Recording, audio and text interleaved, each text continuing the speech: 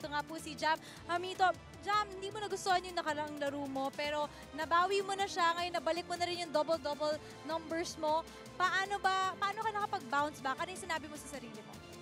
Nung nakaraan po kasi nanganganak yung asawa ko sa ospital, puyat ako nagbabantay ako sa kanya.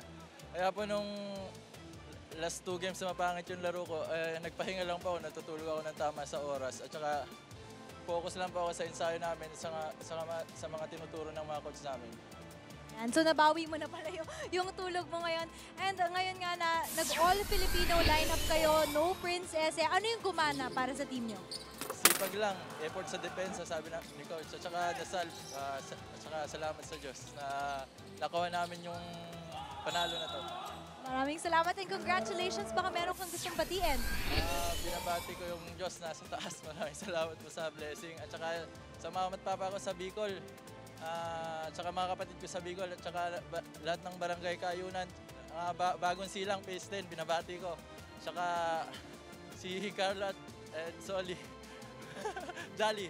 Maraming salamat po. Asawa at anak ko pala, si Prince James at saka si Princess Joy Gubin. Maraming salamat. Congratulations din sa bago niyong anak.